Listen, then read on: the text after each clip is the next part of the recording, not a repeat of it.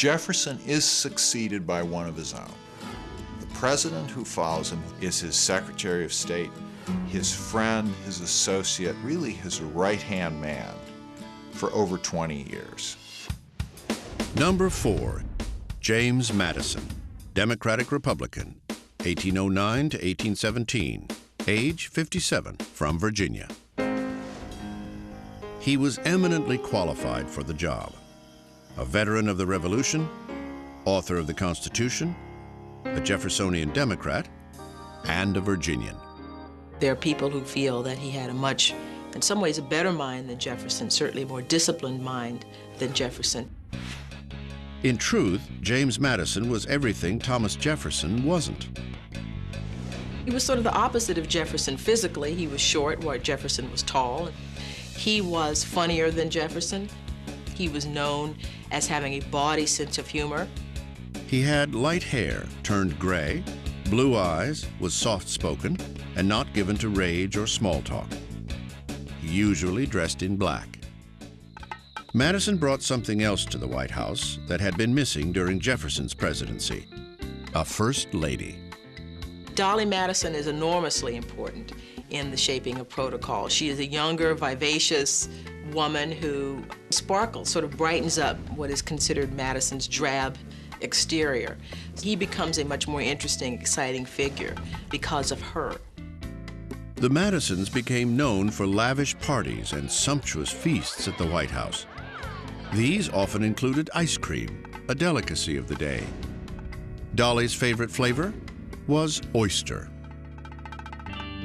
As an executive, Madison had an abiding sense of fairness, a calm demeanor, and was always well prepared.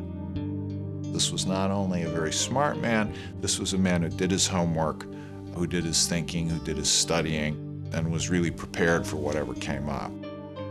Except for a war, the War of 1812, which ultimately defined his presidency. Madison comes into office with an enormous problem on his hands. Half the country's still pushing to go to war with England, half the country's pushing to go to war with France. And Madison is really pushed by events into the war with England. The War of 1812 was sparked on the high seas. Shortly after Madison's inauguration, the British began seizing American ships and impressing U.S. sailors and merchant seamen. Diplomatic efforts to solve the crisis went nowhere. Finally, on June 18, 1812, James Madison became the first president in U.S. history to ask Congress for a declaration of war. Imagine what chutzpah it took. We declared war on Great Britain. They did not declare war on us. Our Navy in 1812 numbered about 20 ships. Theirs numbered about 1,000. Their army was battling Napoleon and was triumphant. We had barely a militia. It was a foolish thing to do. It is a disaster. We lose humiliating engagements in Detroit and in upstate New York, and the war begins very badly indeed. Madison's troubles grew as the war progressed, especially in New England. There was almost a civil war in 1814 because New England threatens to secede. I mean, New England is so angry, their lifeblood is commerce and shipping. Then, in August 1814, the British raided Washington and burned the president's mansion. Driven from his home, James Madison became the first and only sitting president to face enemy fire. He personally took command of a militia battery outside Washington, but to his embarrassment, the commander-in-chief was forced to retreat. Much as we hate to disappoint the American public who believes America has never lost a war, we definitely lost this war. Our capital was burned.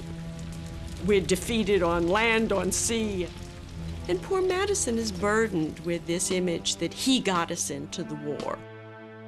Desperate to end it, Madison sent James Monroe to negotiate peace with England. In December 1814, Monroe succeeded with the Treaty of Ghent, officially ending the war. Then, before news of the treaty reached Washington, America was strangely rewarded with a belated victory at the Battle of New Orleans. The man who benefited most was the defender of New Orleans, General Andrew Jackson. But the victory did little for James Madison. Two important things come out of this war. Dolly Madison saves the portrait of George Washington and the Star-Spangled Banner. But it does tarnish Madison. It's about the only thing he's really remembered for. The War of 1812 brought the American presidency into the politics of international diplomacy and the real world. Foreign issues could no longer be ignored. This is a rude awakening about world politics that Madison gets with the War of 1812. It's a time of the opening up of the presidency, the part of America becoming much more mature. And the president has to play a role in this because he is the symbol of the United States. As with those who came before him and those who would follow, James Madison learned a harsh lesson about the office he helped create. It is not so much about the man, but the unforeseen events which define a presidency. Before the War of 1812, James Madison proposed that the United States, instead of building new ships, should simply rent Portugal's navy. It didn't